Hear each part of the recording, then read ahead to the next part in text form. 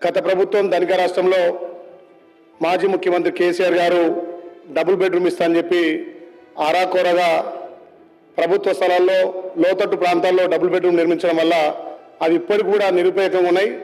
ముఖ్యంగా యాదట మండలం ఉంగపల్లిలో సుమారు 40 కట్టిరి కానీ ఇంతవరకు వాళ్ళు ఏ ఫెసిలిటీ లేకపోవడం, డ్రైనేజ్ కానీ అక్కడ నిల్ల ట్యాంక్ కానీ లేకపోవడం వల్ల ఇంకా పాత డబుల్ బెడ్రూమ్లు ఓపెన్ కాలేదు.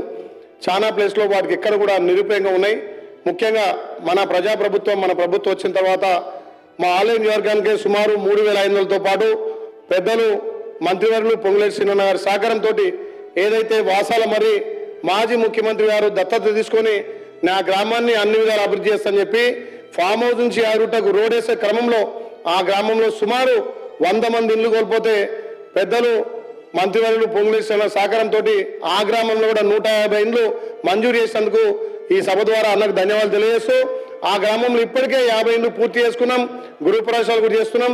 ఆలయ నియోజకవర్గానికి 3,700 ఇండ్లు ఇచ్చినందుకు ప్రత్యేకంగా ప్రభుత్వానికి మంత్రి గారికి ధన్యవాదాలు తెలియజేస్తూ ఇంకా మొన్న మేము స్థానిక సంస్థల ఎలక్షన్ తిరిగినప్పుడు గత 10 ఏళ్ళుగా సొంతింటి కాడ నెరవేరి చాలా మంది కూడా అన్న మన ప్రభుత్వం వచ్చిన తర్వాత మాకు ఇండ్లు వస్తున్నాయి కానీ ఇంకా అర్హులు చాలా మంది ఉన్నారు, వాళ్ళందరికీ ఇండ్లు కావాలని అడిగినప్పుడు మేము అక్కడక్కడ మాట్లాడడం జరిగింది. దయచేసి పెద్దలు ఈ సంక్రాంతి తర్వాత మార్చి వరకు మళ్ళీ అన్ని నియోజకవర్గాలకు ఇస్తారు కాబట్టి మా ఆలయ నియోజకవర్గం వెనుకబడ్డ నియోజకవర్గం ఎక్కువ ఎస్టీ ఎస్సీ తండాలు మైనార్టీలు ఉన్న మా ఆలయం కాబట్టి దయచేసి ఒక 2,000 ఇండ్లు మా ఆలయకు మంజూరు చేయాలి.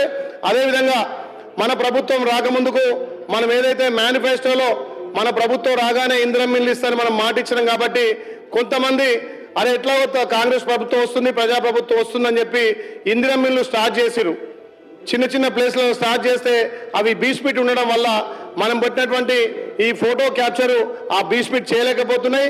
దయచేసి ఇప్పుడన్నా 2వ విడతలో ఆ బీస్పీట్ కొద్దిగా ఇండ్లు స్టార్ట్ చేసిన వాళ్లకు పేదలకు పర్మిషన్ ఇవ్వాల్సిందిగా మంత్రి గారిని కోరుతూ ఏంటంటే పేదలు మన ప్రభుత్వమే నమ్మకంతో వాళ్ళంతా కసిగా ఆ ప్రభుత్వాన్ని పోడగొట్టాలి.